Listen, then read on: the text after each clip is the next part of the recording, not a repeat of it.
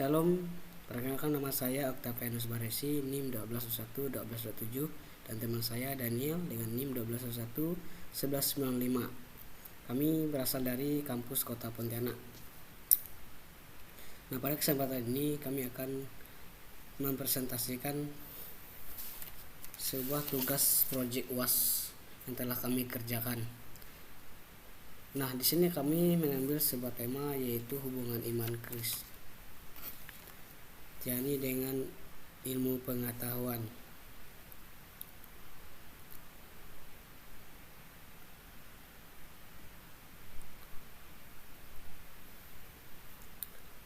Pertama, kita akan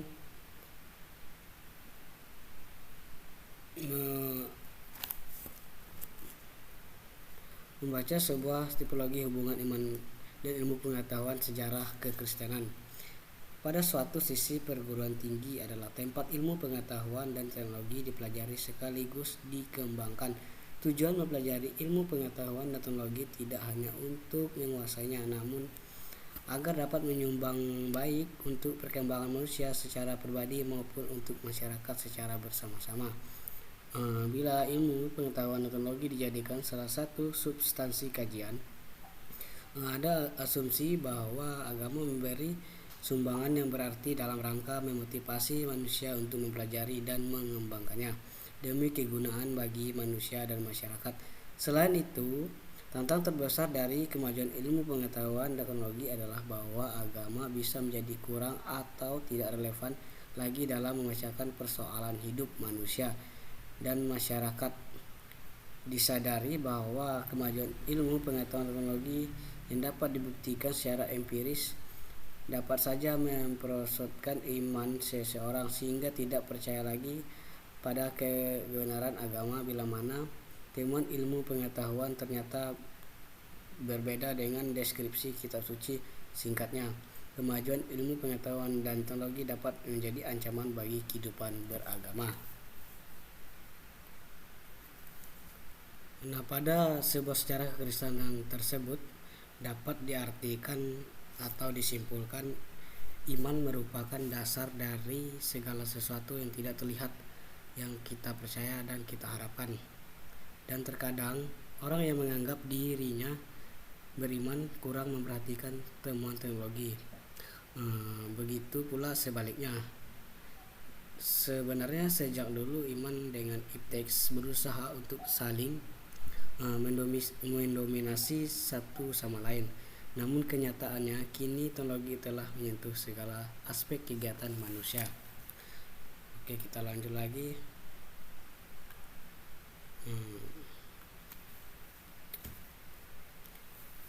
Tantangan dari kemajuan ilmu pengetahuan dan teknologi belum begitu terasa di Indonesia.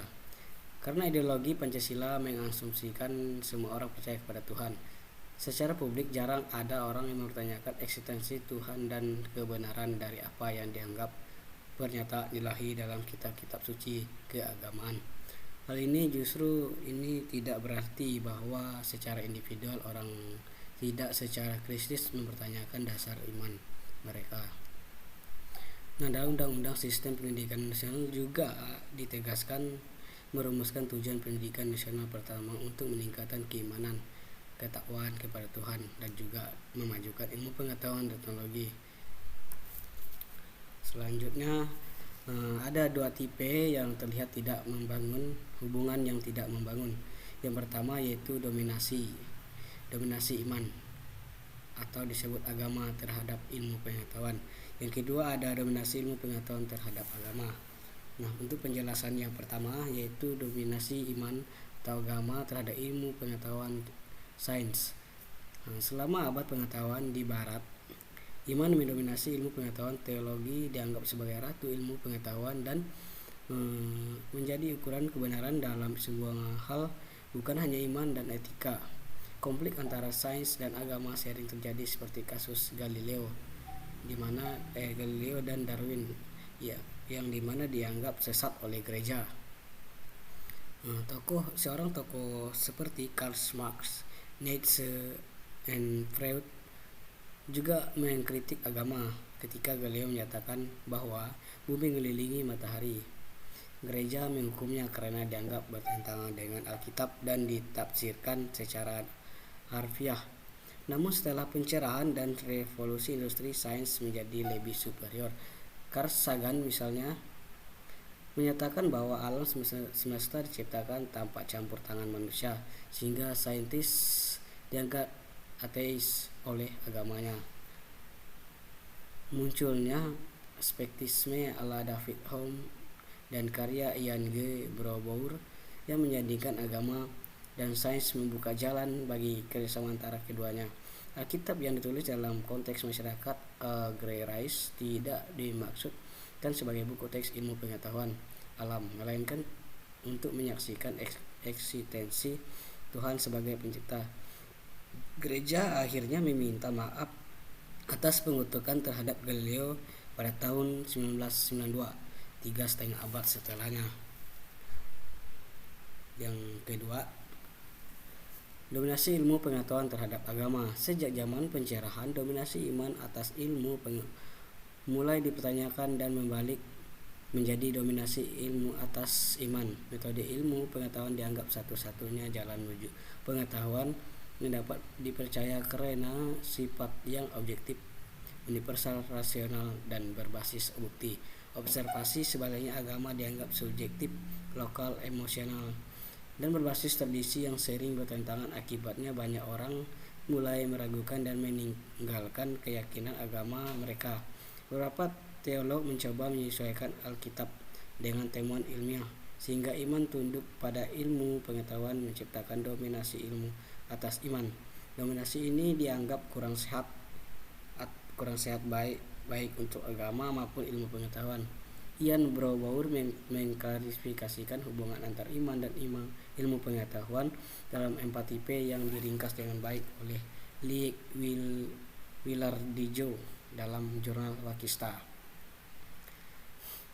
Selanjutnya, menurut Willardijo, keempat pengelompokan yang dibuat Browbour itu dapat disingkat dengan 4, yakni yang pertama yaitu ada pertentangan atau dalam kurung konflik.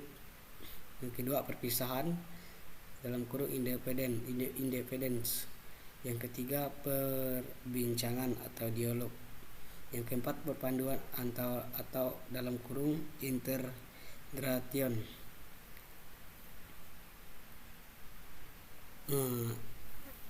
Pertentangan dapat kita lihat bahwa tipologi hubungan iman dan ilmu pengetahuan adalah pertentangan yang dalam kasus ekstrem bila bermusuhan. Browbour menunjukkan contoh historis dan konflik ini melalui kasus Galileo. Menurutnya, ada pertentangan yang tidak terdampakkan antara materialisme ilmiah dan literalisme alkitabiah. Keduanya percaya ada konflik serius antara ilmu pengetahuan modern dan kepercayaan agama klasik.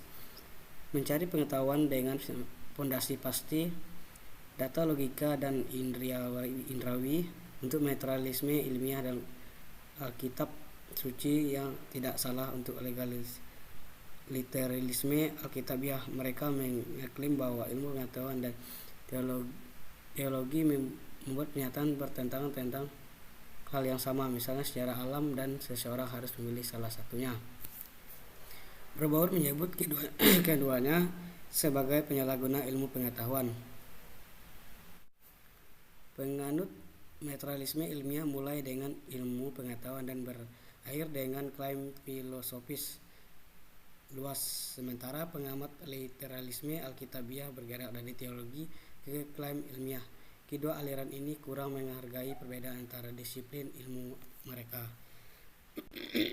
Selanjutnya, yang kedua itu perpisahan. Hubungan iman dan ilmu yang kedua adalah perpisahan dari mana ilmu dan agama berjalan sendiri-sendiri dengan bidang, cara dan tujuan masing-masing tanpa saling mengganggu. Ini adalah cara untuk menghindari konflik dengan masing-masing memiliki metode yang terminologi yang dibenarkan sendiri. Pendukung pandangan ini percaya ada dua otoritas terpisah dan tiap pihak tidak boleh mencampuri urusan. Perpisahan ini dimotivasi oleh keinginan untuk menghindari konflik dan setia pada sifat unik masing-masing bidang. Beberapa ahli berpendapat bahwa ilmu dan agama memiliki perspektif berbeda atas bidang yang sama, bukan bidang penelitian yang berbeda. Namun pertanyaannya adalah apakah cara ini efektif, terutama bagi seseorang ilmuwan yang juga beriman. Mungkinkah cara ini berfungsi? Perbincangan yang ketiga yaitu perbincangan.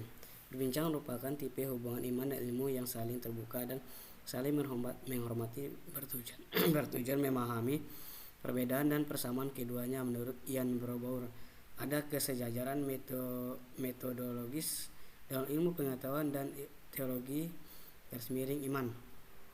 Sebelum tahun 1950-an, terdapat perbedaan tajam antara sifat dan metode ilmu pengetahuan dan teologi ilmu pengetahuan yang dianggap objektif dengan teori-teori yang divalidasi oleh data dan bebas dari pengaruh budaya. Sebaliknya, agama dianggap subjektif karena terlibat pribadi di dalamnya. Namun, setelah tahun 1950-an, perbedaan ini mulai dipertanyakan. Ilmu pengetahuan tidak sepenuhnya objektif dan agama tidak sepenuhnya subjektif. Ilmu pengetahuan didasarkan pada asumsi teoritis yang mempengaruhi seleksi pelaporan dan interpretasi data. Teori-teori ilmiah tidak muncul dari analisis data yang logis, melainkan dari imajinasi kreatif dan model-model konseptual. Dalam teologi data, agama seperti pengalaman religius, ritus, dan teks kitab suci juga sangat dipengaruhi oleh interpretasi. Ilmu pengetahuan didasarkan pada asumsi teoritis yang mempengaruhi seleksi pelaporan dan interpretasi data. Teori ini ilmiah tidak muncul dari analisis data yang logis, melainkan dari imajinasi kreatif dan model-model konseptual. Dalam teologi data, agama seperti pengalaman religius, ritus, dan teks Alkitab juga sangat mempengaruhi oleh interpretasi konseptual dengan bahasa agama yang penuh dengan metafora dan model. Selanjutnya yaitu perpaduan. Perpaduan merupakan tipe hubungan iman dan ilmu di mana beberapa penulis melihat kemungkinan untuk menggabungkan aspek-aspek ilmu pengetahuan dan agama. Ian Brobour mengidentifikasi 3 versi integritas yang berbeda. Yang pertama yaitu teologi natural (alamiah). Argumentasi bahwa keberadaan Allah dapat disimpulkan dari bukti-bukti rancangan yang terlihat dalam alam. Keberaturan dalam menunjukkan bahwa perancangan di baliknya yang tidak mungkin terjadi dengan sendirinya. Ilmu pengetahuan membantu memperdalam pemahaman kita akan hal ini. Teologi tentang alam. Sumber utama dari teologi terletak di luar ilmu pengetahuan. Namun teori-teori ilmiah dapat mempengaruhi perumusan kembali doktrin-doktrin tertentu dalam agama, terutama mengenai penciptaan dan hakikat manusia. Yang C, sintesa sistematis. Kedua ilmu dan agama berkontribusi pada pengembangan metafisika yang inskulatif, seperti pada filsafat proses. Selanjutnya, pandangan Alkitab terhadap ilmu pengetahuan teknologi. Sumber ilmu pengetahuan adalah Allah. Allah menekankan pentingnya meningkatkan ilmu dan pengertian sebagai bagian dari perintah untuk perkembangan diri. Ini menunjukkan bahwa ilmu pengetahuan, jika digunakan dengan benar, dapat menjadi alat untuk memuliakan Allah dan melayani sesama. Selanjutnya poin ilmu pengetahuan bagi kemuliaan Allah. Kisah dalam Keluaran menunjukkan bahwa Allah memberikan keahlian dan pengetahuan kepada orang-orang yang dipilihnya untuk membangun bait Allah. Hal ini mengilustrasikan bahwa segala pengetahuan dan keterampilan kita seharusnya digunakan untuk memenuhi kehendak-Nya. Selanjutnya, sikap terhadap ilmu pengetahuan dan teknologi. Amsal memberikan dasar bagi sikap yang benar terhadap perkembangan ilmu pengetahuan dan teknologi. Takut akan Tuhan adalah dasar dari pengertian yang benar tentang ilmu pengetahuan, sedangkan hikmat dari Tuhan membimbing agar kita tidak menjerumus dalam dosa yang dihadiri oleh kemajuan teknologi. Perang rohani. Efesus memberikan perlengkapan rohani untuk melawan tipu daya iblis yang sering menggunakan ilmu pengetahuan dan teknologi untuk memperdaya manusia.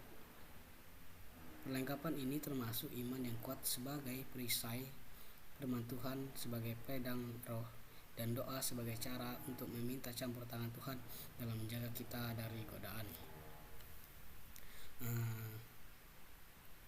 Sekian presentasi dari saya. Selanjutnya akan dilanjutkan oleh teman saya, Daniel. Terima kasih. Shalom, perkenalkan nama saya Daniel dengan NIM 122111195. Pada kesempatan ini saya akan melanjutkan mempresentasikan proyek kami yang berjudul Hubungan Iman Kristiani dengan Teknologi pada pertemuan 10.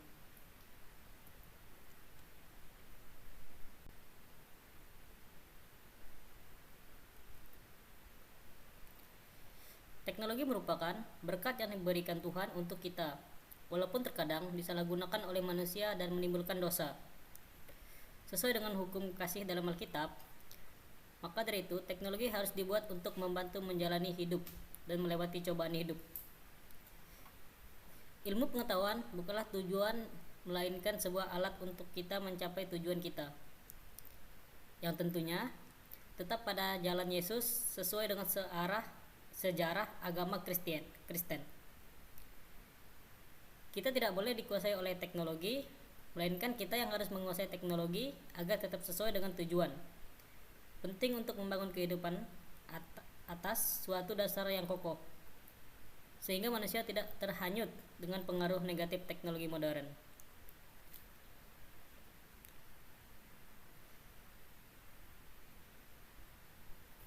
Ada 3 kelompok dalam merespon perkembangan teknologi modern. Kelompok pertama, melihat perkembangan teknologi modern sebagai sumber yang memungkinkan standar kehidupan yang lebih tinggi, meningkatkan kesehatan dan komunikasi yang lebih baik. Pokoknya teknologi modern dianggap seperti memberi dampak peningkatan kesejahteraan manusia. Klaim bahwa persoalan apapun yang diakibatkan oleh teknologi modern pada diri sendiri untuk dapat dikontrol oleh solusi teknologis. Kelompok kedua, bersikap kritis terhadap teknologi, karena teknologi modern dapat menyebabkan aliensi dari alam penghancuran lingkungan hidup. Mekanisasi dari kehidupan manusia dan hilangnya kebebasan manusia. Kelompok ketiga berpendapat bahwa teknologi bersifat ambigu, dampaknya bervariasi, tergantung pada konteks sosial karena teknologi dirancang dan digunakan dan menjadi produk maupun sumber dari kekuatan ekonomis dan politis.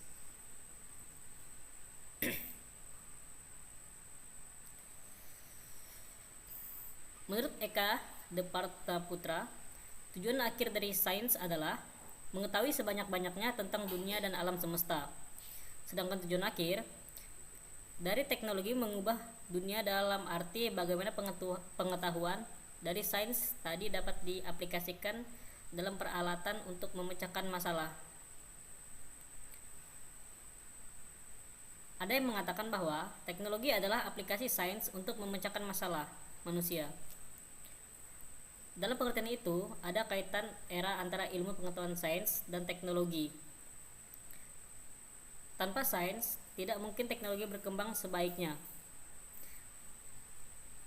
Tanpa teknologi, sains menjadi mandul.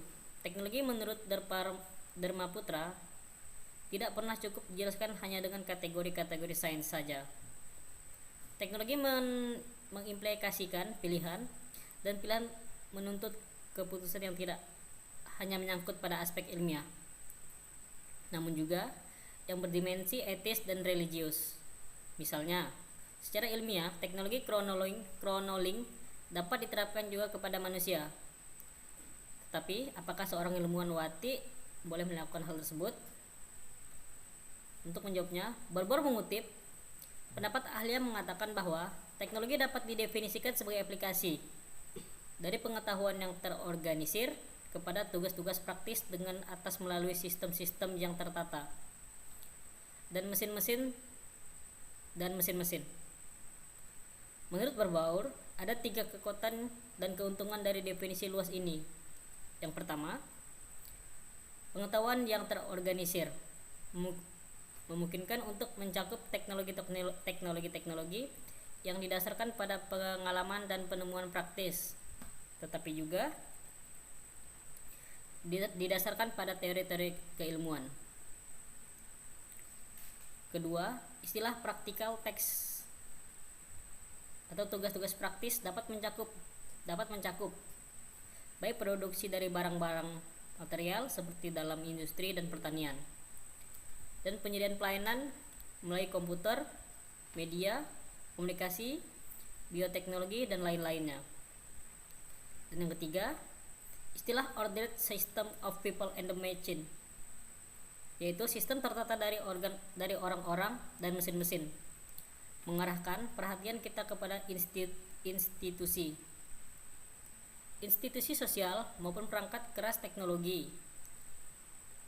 Luasnya di definisi itu juga mengingatkan kita akan adanya perbedaan-perbedaan yang besar di antaranya. Berbagai teknologi singkatnya adalah aplikasi ilmu pengetahuan dalam peralatan demi memecahkan masalah semua ini.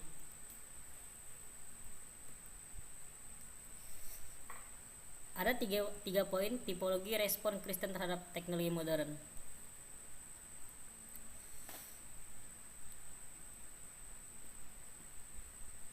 Pada satu sisi, ada yang sangat positif dan memegang teknologi sebagai pembebas. Tetapi sebaliknya, ada juga yang menganggap sangat pesimis dan memegang teknologi sebagai ancaman. Ada juga yang berada di jalan tengah dan sangat berhati-hati dalam merespon teknologi modern. Kita akan menggali pandangan-pandangan tersebut dalam berikut ini. Ada 3 respon terhadap teknologi menurut Ian Barbour tahun 1993. Yang pertama yaitu teknologi sebagai pembebas atau liberator. Yang kedua, teknologi sebagai ancaman.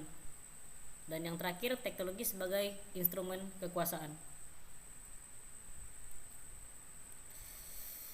Ada juga yang berpendapat bahwa pengembangan dan penggunaan teknologi modern haruslah menjamin 3 hal berikut ini. Yang pertama yaitu adanya jaminan bahwa harkat dan martabat manusia dijunjung tinggi termasuk pemenuhan kebutuhan hidupnya. Yang kedua, haruslah menjamin adanya kelestarian, yakni menjaga keseimbangan antara kepentingan manusia dan manusia yang akan datang.